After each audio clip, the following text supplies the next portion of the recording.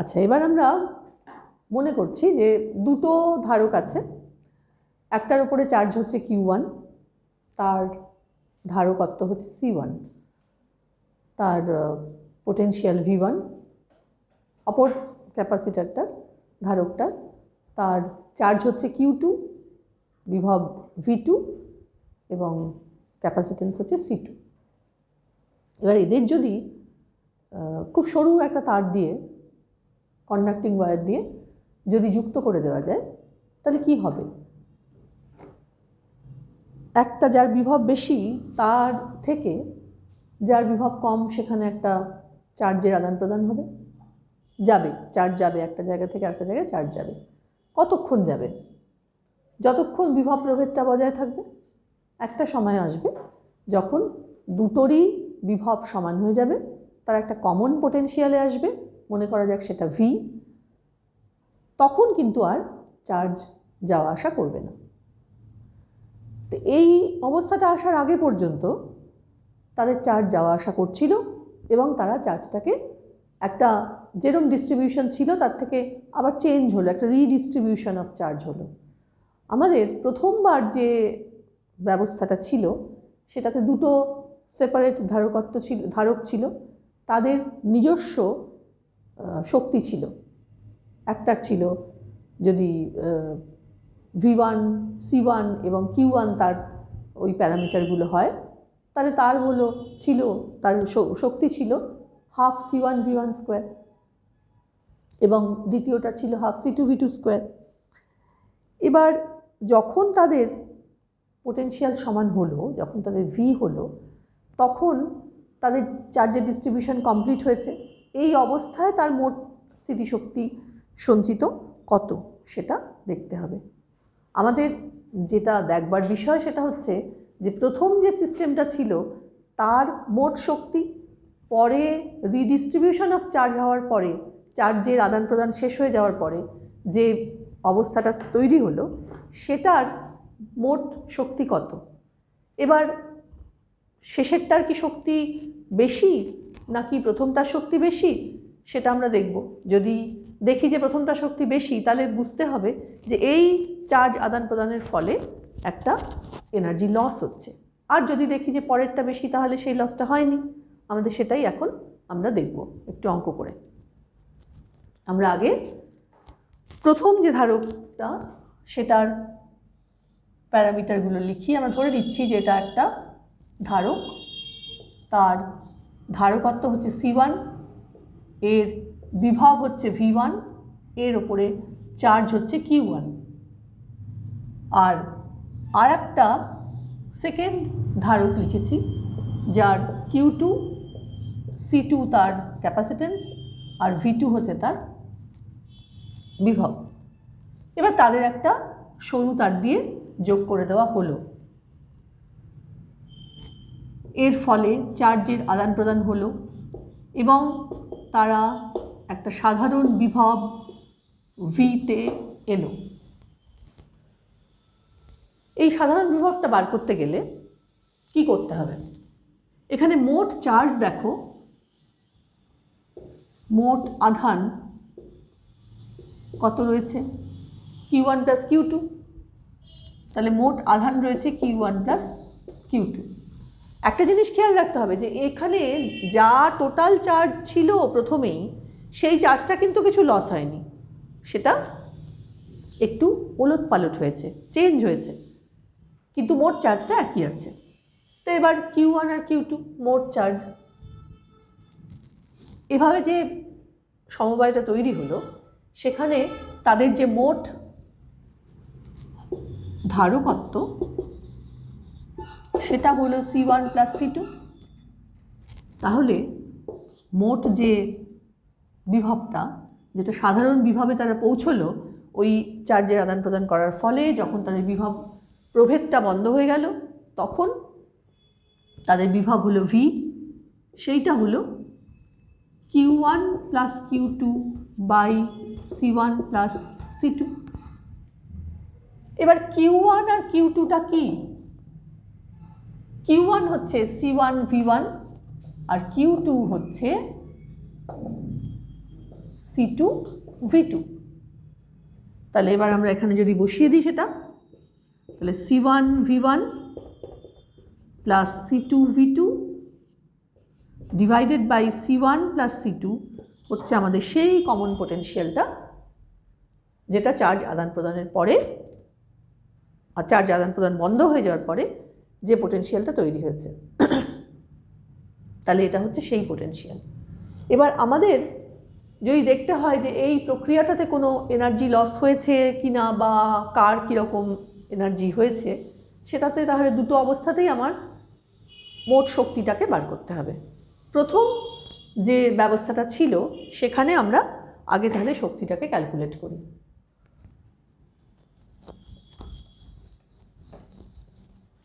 অর্থাৎ conducting wire দিয়ে connect করার আগে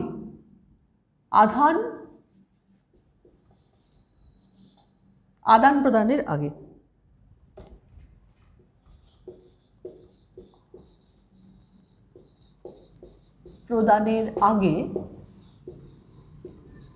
মোট শক্তি কত ছিল? এটার ছিল হাফ C1 V1 স্কোয়ার, আর পরেরটার ছিল হাফ C2 V2 স্কোয়ার। এটা ধরে নিচ্ছি আমরা U1 ধরি, ধরলে একটা কনফিউশন হতে পারে, U1 ধরছি। এবার আমরা পরেরটাতে দেখব। পরেরটাতে মোট ক্যাপাসিটেন্স হচ্ছে C1 প্লাস C2। এবার তাহলে এই ভিটাকে ব্যবহার করে আমরা এবার আদান প্রদানের পরে যে অবস্থাটা হয়েছে সেইটার মোট শক্তিটা বার করছি। তাহলে সেটা হলো, এবার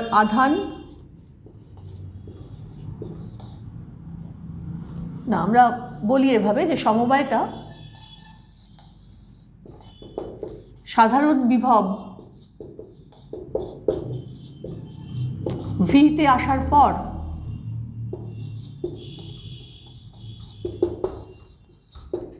তার শক্তি কি হবে?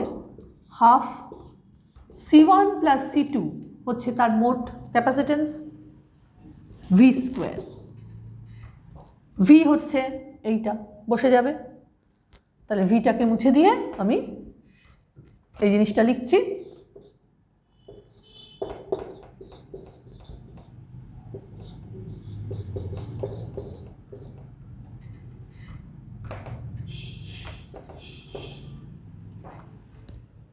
এবার আমাদের কাজ হচ্ছে, এটাকে ইন্ডিকেট করছি U2 দিয়ে। এবার আমরা এনার্জি দুটো অবস্থায় এনার্জি ডিফারেন্সটা দেখব।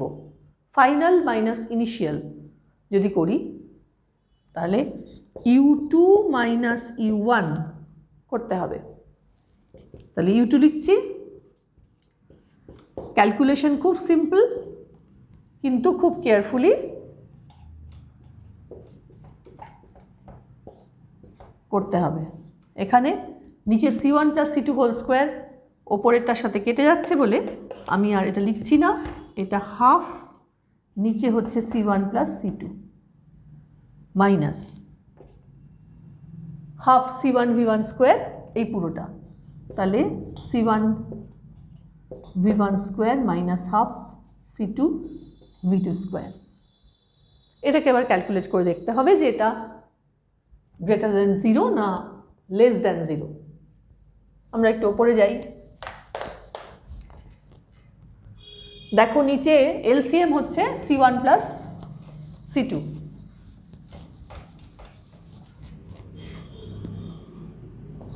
U2 minus U1 is equal two C1 plus C2 নিচে হচ্ছে এলসিএম, হাফটা বাইরে বার করে নিচ্ছি। সবার মধ্যে থেকে মনে করো হাফটা বেরিয়ে এসেছে, হাফটা লিখবো না, ওপরে বাইরে বার করে নিয়েছি। এবার এটার হোল স্কোয়ার এক্সপ্যান্ড করি।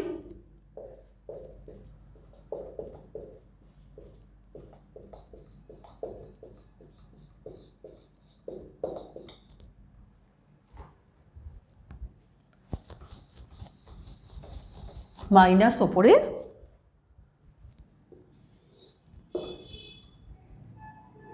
C1। আচ্ছা, একটা জিনিস দেখো, এবার এটা এখানে মাল্টিপ্লাইড হয়ে যেটা হচ্ছে আমি একবারে লিখে দিচ্ছি, এটা তোমাদের বোঝানোর কিছু নেই।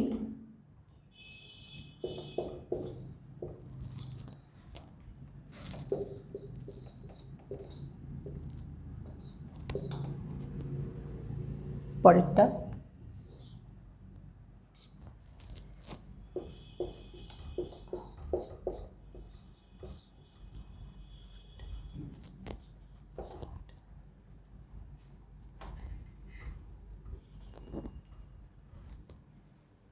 Whole divided by C1 plus C2 কিন্তু।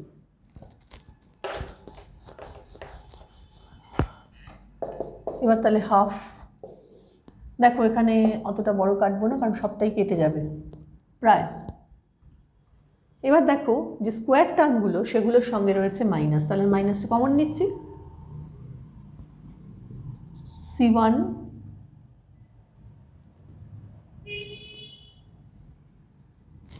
স্কোয়ার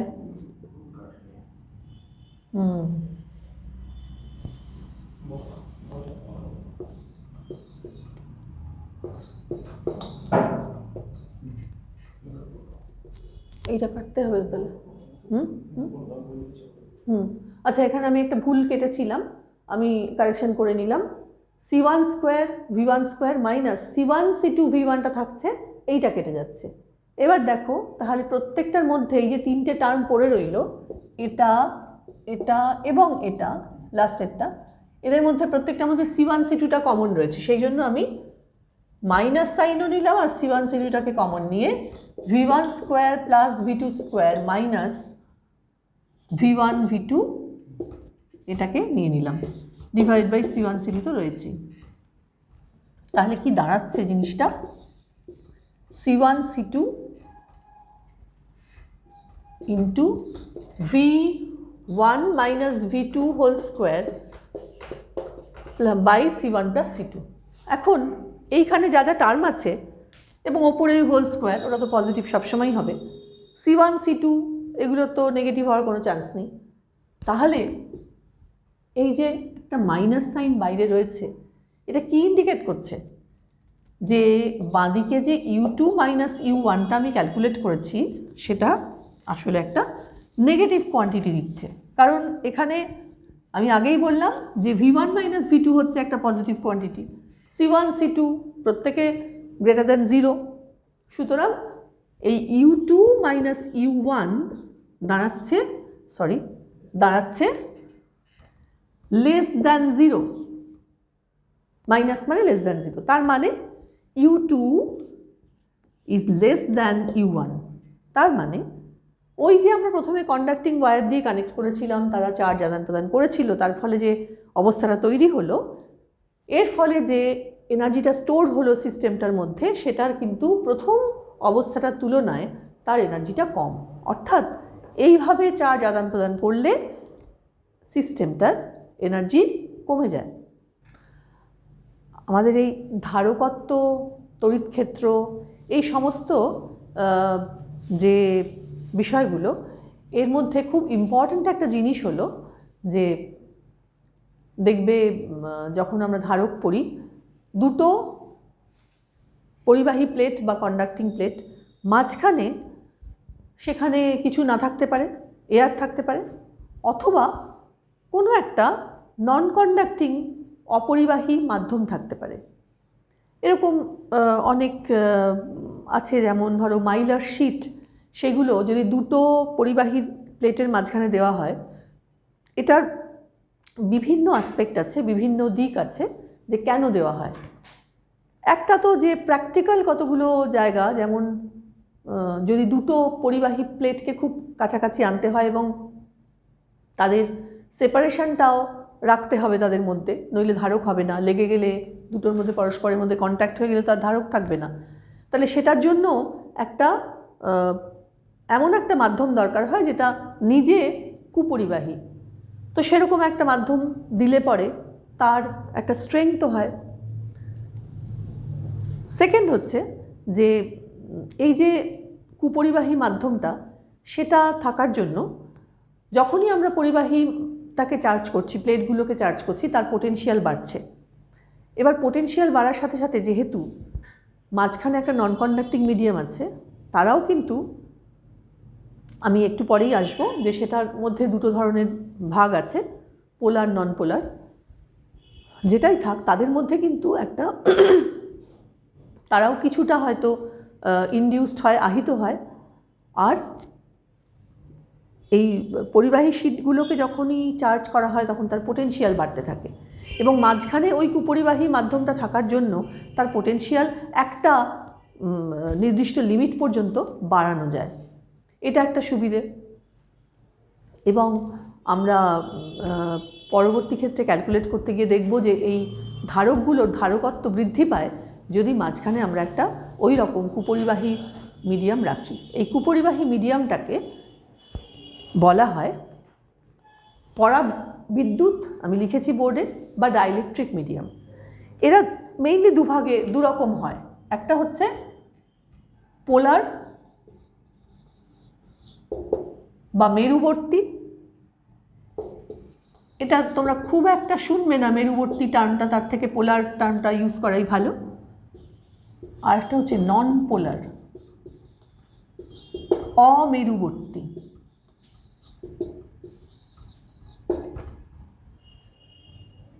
এবার পোলার আর নন পোলার, এদের মধ্যে ডিফারেন্সটা কি? পোলার শুনেই বুঝতে পারছো যে নিশ্চয়ই এখানে আমরা কাকে নিয়ে কথা বলছি, চার্জকে নিয়ে কথা বলছি। অর্থাৎ নিশ্চয়ই চার্জদের মধ্যে কিছু একটা পোলারিটি তৈরি হয়েছে, অর্থাৎ তাদের মধ্যে একটা মেরুকরণ হয়েছে, দুপাশে চলে গেছে, বা তাদের মধ্যে একটা মিনিমাম সেপারেশন আছে, তার জন্য তারা এক হয়নি। আমরা যদি একটা ভরকে ধরি, সেই ভরের সমস্ত বিভিন্ন শেপের উপর নির্ভর করে তার সমস্ত ভরটা কোথায় কেন্দ্রীভূত হবে।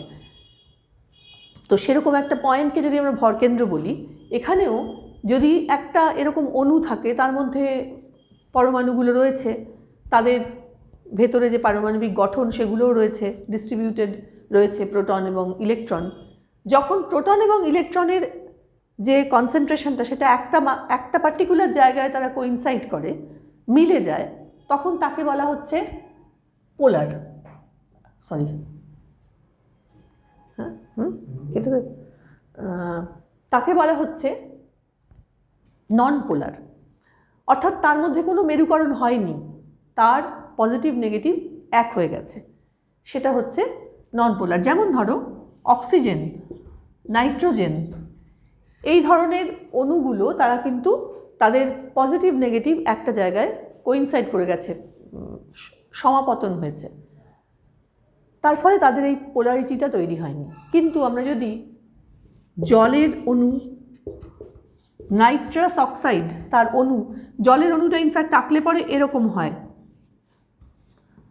এদিকে একটা এইচ, এদিকে একটা এইচ, দেখেই বোঝা যাচ্ছে যে এটা একটা অ্যাসিমেট্রিক বা কি বলবো, সমান নয়, অসম একটা চার্জ ডিস্ট্রিবিউশন হয়েছে, যেখানে তোমার এরা হচ্ছে পরাতড়িৎধর্মী পজিটিভ, এ হচ্ছে অপরাতড়িৎধর্মী নেগেটিভ, এবং এটা একটা ডিস্ট্রিবিউটেড রয়েছে একটা জায়গাতে যেখানে মোটেও পজিটিভ নেগেটিভ কোইনসাইড করেনি, তারা হচ্ছে নন পোলার। এখন যখন তাদের এই রকমভাবে সে পোলারই হোক নন পোলারই হোক, পোলার আর নন পোলার হলে যেটা ডিফারেন্স সেটা হচ্ছে এটাই যে নন পোলার যাদের পজিটিভ নেগেটিভ একটা জায়গাতে মিলে গেছে, অর্থাৎ তাদের মধ্যে plus Q R minus Q, তার মধ্যে মিনিমাম ডিস্টেন্সটা নেই, ডি ইজ ইকুয়াল টু 0, তাহলে তাদের কি হবে? এদের মধ্যে কিন্তু যে তারা ডাইপোল তৈরি করতে পারেনি, অর্থাৎ তাদের মধ্যে যেখানে ডাইপোলই নেই সেখানে ডাইপোল মোমেন্ট নেই। তাহলে এখানে তাদের মধ্যে ভেতরে একটা ইন্ট্রিনজিক, তাদের ভেতরে যে ডাইপোল প্রত্যেকটা অণুর মধ্যে তৈরি হওয়ার একটা সম্ভাবনা থাকে, সেই সম্ভাবনাটা এখানে নেই বলে আমরা এখানে নন পোলারদের ক্ষেত্রে ধরে নিই যে তাদের মধ্যে ডাইপোল মোমেন্ট নেই। আভ্যন্তরীণ যে ডাইপোল মোমেন্ট সেটা কিন্তু নেই, ইন্টারনাল, এখানে 0। নন পোলারদের ক্ষেত্রে সেটা 0। পোলারদের ক্ষেত্রে পরিষ্কার পোলারিটি রয়েছে, সুতরাং তাদের মধ্যে একটা Q R plus Q minus কিউর মধ্যে একটা মিনিমাম ডিস্টেন্স ডি রয়েছে। সুতরাং তাদের মধ্যে একটা ডাইপোল মোমেন্ট অলরেডি রয়েছে। এবার ধরো এদের যখন আমরা এমন একটা জায়গার মধ্যে ঢুকিয়ে দিলাম যেখানে একটা তড়িৎ ক্ষেত্র রয়েছে, চার্জ দেওয়া হচ্ছে, তার মানে সেখানে তড়িৎ ক্ষেত্র রয়েছে। সেই তড়িৎ ক্ষেত্রের মধ্যে ঢুকে মনে করো এরকম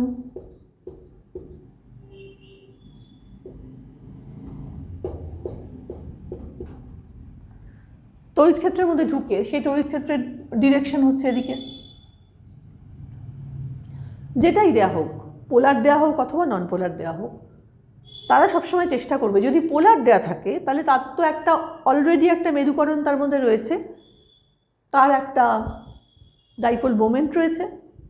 সেই অণুগুলো কী করবে, এই ইলেকট্রিক ফিল্ড বরাবর তারা নিজেদের সাজিয়ে নেওয়ার চেষ্টা করবে এবং নেবে। আর যারা অমেরুবর্তী নন পোলার, তাদের ক্ষেত্রে তো ওরকম কোনো, তাদের তো সিঙ্ক্রোনাইজ এক জায়গায় কোইনসাইড করে গিয়েছিল, তাদের থেকে কি করে সবসময় জানবে যে প্রোটনটা, অর্থাৎ যেখানে নাকি সমস্ত পজিটিভ চার্জটা, নিউক্লিয়াসটা যেখানে সমস্ত পজিটিভ চার্জটা কেন্দ্রীভূত হয়েছে, সেই পজিটিভ চার্জটাকে যেদিকে ইলেকট্রিক ফিল্ডের ডাইরেকশন সেই দিকে পাঠিয়ে দেয়, আর ঠিক তার উল্টো দিকে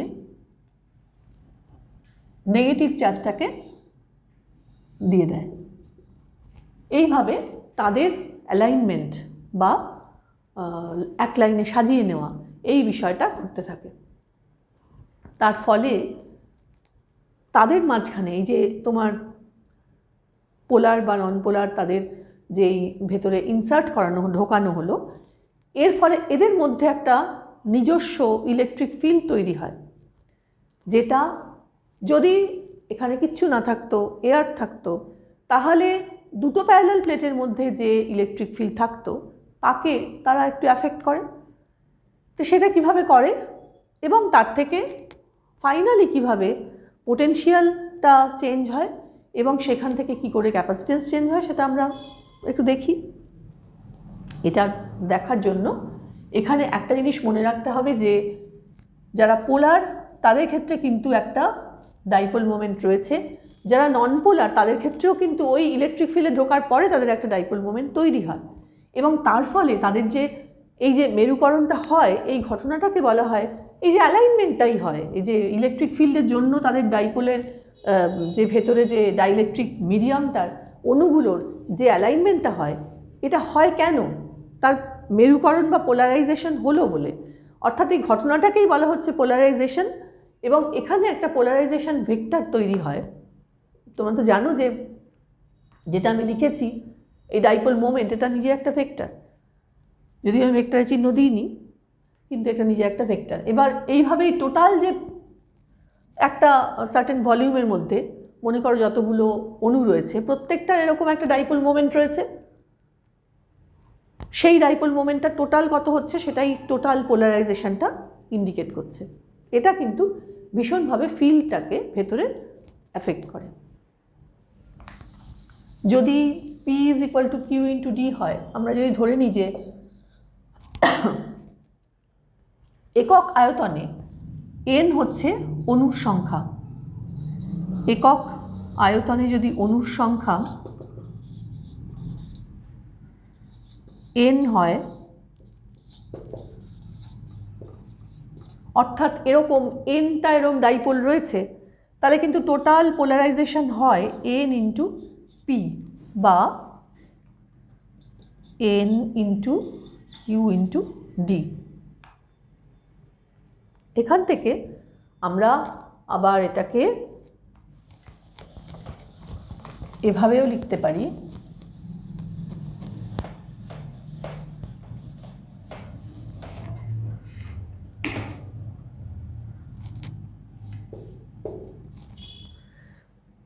এখানে একটা জিনিস খেয়াল রাখতে হবে যে এই যে বিভিন্ন ধরনের ডাইপোল রয়েছে, তো মানে ডাইপোল নয়, আমি সরি, ডাইইলেকট্রিক মিডিয়াম রয়েছে, এখানে কিন্তু সবার কিন্তু একরকম ক্ষমতা নয় ইলেকট্রিক ফিল্ড অনুযায়ী তাদের অণুগুলোকে অ্যালাইন করার।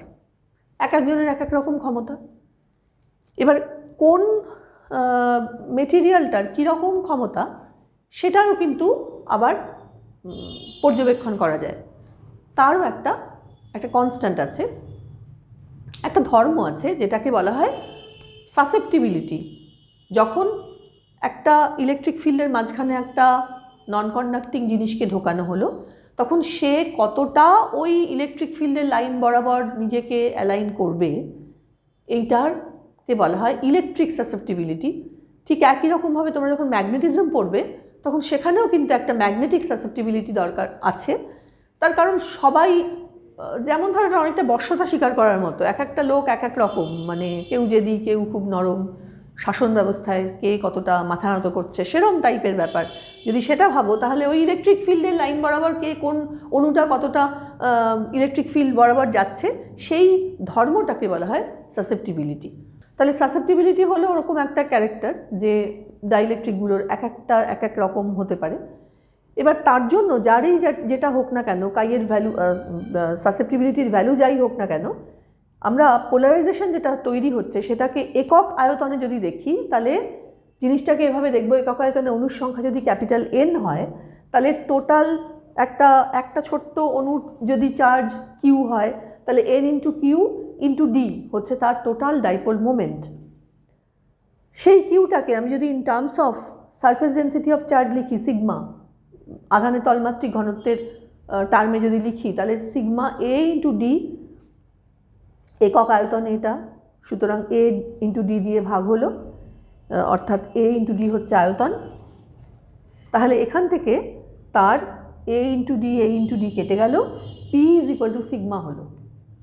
পি যদি সিগমা হয়, এখানে আমি আই লিখছি, তার কারণ হচ্ছে আমরা এবার যে ডাইইলেকট্রিকটাকে দুটো মেটাল প্লেটের মধ্যে ঢোকানো হয়েছে, মনে করা যাক তার থিকনেস হচ্ছে টি, আর বাইরে যে ফিল্ডটা আছে, যে পাথগুলো রয়েছে তাদের মধ্যেকার অ্যাকচুয়াল ডিস্টেন্স হচ্ছে ডি। যেখানে আগে শুধুমাত্র এয়ার ছিল, এখন তার মধ্যে একটা ডাইইলেকট্রিক মিডিয়াম ঢোকানো হয়েছে। এবার ডাইইলেকট্রিক মিডিয়াম ঢোকানোর জন্য আমি যেটা বললাম যে পোলার হোক নন পোলার হোক তাদের মধ্যে একটা পোলারাইজেশন হয় এই ইলেকট্রিক ফিল্ডটার প্রভাবে। আমরা যদি ধরি তার ফিল্ডটা হচ্ছে ই আই, তাহলে কি অবস্থা হচ্ছে সেখানে সেটা আমরা দেখছি। আমরা প্রথমে দেখলাম যে পোলারাইজেশন পি হচ্ছে সিগমার সাথে সমান। তাহলে দেখো পি যদি সিগমার সাথে সমান হয়, আমরা এটা জানি যে যতই তোমার ইলেকট্রিক ফিল্ডের স্ট্রেংথ বাড়বে তত এখানে পোলারাইজেশনটা বাড়বে। দ্যাট ইজ পোলারাইজেশন ইলেকট্রিক ফিল্ডের সঙ্গে সমানুপাতিক। এবার তার কনস্ট্যান্ট অফ প্রপোর্শনালিটি দিয়ে আমরা যদি লিখি তাহলে P is equal two epsilon, তার ডাইইলেকট্রিক কনস্ট্যান্ট। কাই বলে যে টার্মটা আনা হয়েছে এটাই কিন্তু সাসেপ্টিবিলিটিটাকে ইন্ডিকেট করে। এবার এপসিলন ইন্টু কাই ইন্টু ই, অর্থাৎ যেটা বলছিলাম যে কিভাবে সে অ্যালাইন করবে, কতটা অ্যালাইন করবে, সেটা এই কাই দিয়ে ডিসাইডেড হয়। সেই জন্য সবসময় ইলেকট্রিক ফিল্ডটাকে ডাইরেক্টলি ই বলা যায় না। তোমরা এটা এইভাবে ভাববে যে কাই টাইমস ই, সে কতটা সাসেপ্টিবল টু দ্য ফিল্ড, সেটা কিন্তু এটা দিয়ে মেজার্ড হচ্ছে। সেই জন্য এপসিলন কাই ইন্টু ই হচ্ছে পি। আচ্ছা, এখানে আমরা একটা জিনিস ধরছি, প্রথমেই ধরে নিচ্ছি যে যখন এখানে কোনো ডাইইলেকট্রিক মিডিয়াম ছিল না তখন ইলেকট্রিক ফিল্ড ছিল E0। এবার যখন তার মধ্যে একটা ডাইইলেকট্রিক স্ল্যাব থিকনেস টি ঢোকানো হলো, তখন তার যদি ফিল্ড হয় ই, সেইটা সিগমা বাই এপসিলন আমরা জানি। এপসিলন হচ্ছে ডাইইলেকট্রিক কনস্ট্যান্ট। এবার সিগমাটা আমরা এখানে দেখলাম যে পি এর সাথে সমান, অর্থাৎ পোলারাইজেশন যে কোয়ান্টিটিটা তার সাথে সমান। সেই পি ইজ ইকুয়াল টু আমরা দেখেছি যেহেতু সেটা ই এর সাথে প্রপোর্শনাল, সুতরাং আমরা এখানে পি এর বদলে লিখতে পারি এপসিলন কাই E0, অর্থাৎ এপসিলন ক্যান্সেল হয়ে গেলে এই জিনিসটা হয়ে যায় এই রকম, E0 না, এটা ই, কারণ এটা ওদের নিজস্ব ফিল্ড। এই ডাইইলেকট্রিকটা নিজস্ব ফিল্ড হচ্ছে ই। এবার তাহলে সেটা কি হচ্ছে, E0 ইজ ইকুয়াল টু দাঁড়াচ্ছে E ইন্টু 1 প্লাস কাই। এই 1 প্লাস কাইটাকে 1 প্লাস কাই যদি কে লেখা হয়, এই কেটাকে বলা হয় মাধ্যমের পরাবৈদ্যুতিক ধ্রুবক বা ডাইইলেকট্রিক কনস্ট্যান্ট। আমি যে এপসিলনটার কথা বলেছি, এপসিলনটা কিন্তু পারমিটিভিটি বা মাধ্যমের পরাবৈদ্যুতিক ভেদ্যতা বলে, এটাকে বলা হয় পারমিটিভিটি।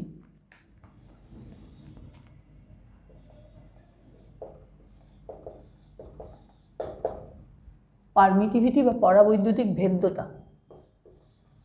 বাংলা টার্মগুলো খুব খটোমটো, সেই জন্য সবসময় অ্যাডভাইসেবল হচ্ছে এর সাথে তোমরা ইংলিশ টার্মটা মনে রাখবে।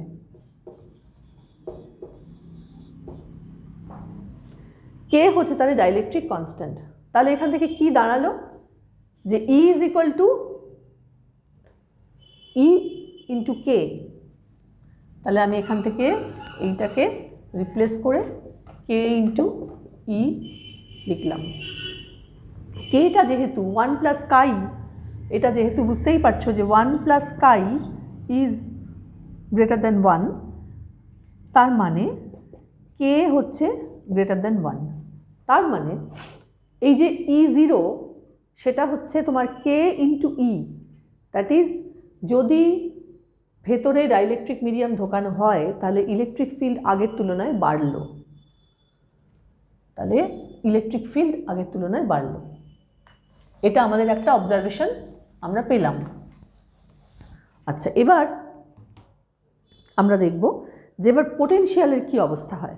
আমরা জানি পোটেনশিয়াল আর ইলেকট্রিক ফিল্ড কিভাবে connected. V0 is equal to E0 into D, D যদি ওদের মধ্যে সেপারেশন হয়। এবার তাহলে এবার যখন ভেতরে একটা ইলেকট্রিক ফিল্ড ঢোকানো হয়েছে, একটা ডাইইলেকট্রিক স্ল্যাব ঢোকানো হয়েছে, তখন তার পোটেনশিয়াল কত হবে? তার পোটেনশিয়াল নিশ্চয়ই আর V0 থাকবে না, ধরে নিচ্ছি V হলো। এবার V হলে পরে তোমরা এই কথাগুলো যদি খেয়াল করো তাহলে কিন্তু এগুলো দিয়েই তোমাদের প্রবলেম সলভ করার সময়ও তোমাদের এই কনসেপ্টগুলো কিন্তু কাজে লাগবে। যে যখনই ডাইইলেকট্রিক ফিল্ড ঢোকানো হচ্ছে তখনই কিন্তু তোমার এই সবকটা কোয়ান্টিটি চেঞ্জ হয়ে যাচ্ছে। তখন V হচ্ছে, দেখো ডাইইলেকট্রিক মিডিয়ামটা দেওয়ার জন্য টি যে উইথটা সেটা ডি এর থেকে কমে গেছে। বাইরে যেটুকু জায়গায় এয়ার রয়েছে, পরাবৈদ্যুতিক মাধ্যম নেই, প্লেট নেই, তাহলে মাঝখানে এয়ার রয়েছে, সেখানে কিন্তু ডি সেপারেশনটা ডি মাইনাস টি হয়ে যাচ্ছে, সেইখানে কিন্তু ইলেকট্রিক ফিল্ডটা E0ই রয়েছে। তাহলে এবার যেটা হচ্ছে সেটা হচ্ছে E0 ইন্টু ডি মাইনাস টি কাজ করছে ওই অঞ্চলটাতে যেখানে ডাইইলেকট্রিক স্ল্যাব নেই, আর যেখানে আছে সেখানে E ইন্টু টি কাজ করছে। তাহলে এবার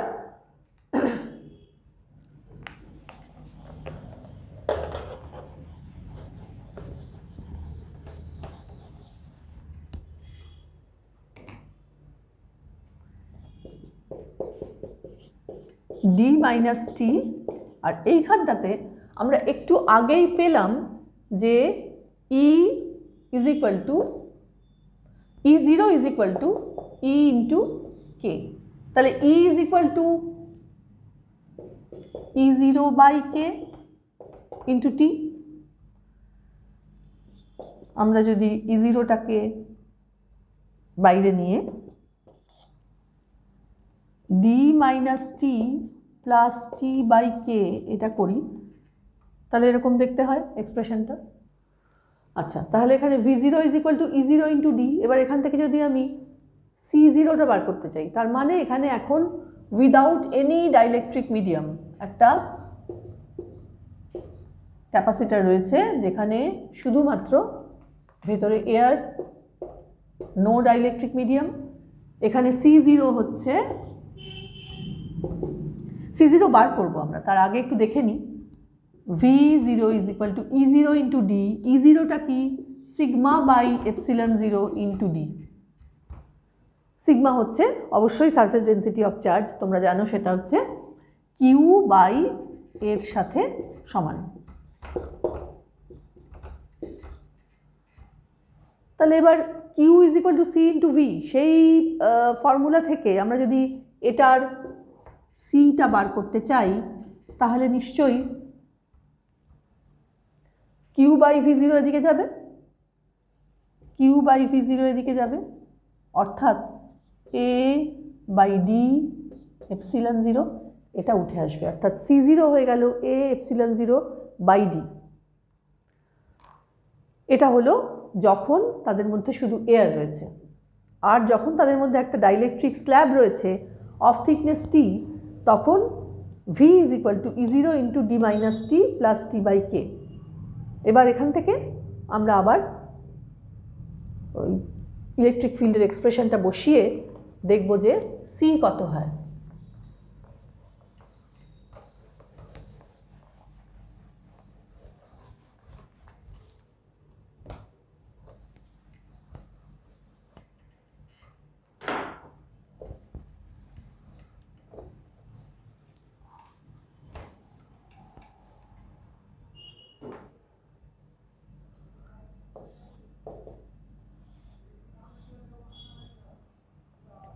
এবার এখানেও তোমার sigma by epsilon zero into D minus T plus T by K. আচ্ছা, তাহলে এবার সিগমা বাই এপসিলন জিরো সেটাকে আবার A into epsilon zero D minus T plus T by K করলাম। এবার একইভাবে যদি আমি কিউ বাই ভি করি তাহলে এই জিনিসটা উপরে উঠে যাবে, কিউ বাই ভি করলে পরে A epsilon zero divided by the whole thing এই। এবার তাহলে এটা হচ্ছে তোমার সি। এবার আমরা একটা কম্পেয়ার করি দুটোর মধ্যে, এটা হচ্ছে উইদাউট ডাইলেকট্রিক মিডিয়াম, এটা হচ্ছে ডাইলেকট্রিক মিডিয়াম নিয়ে। এবার আমরা সি বাই সি জিরো দেখছি কত হয়।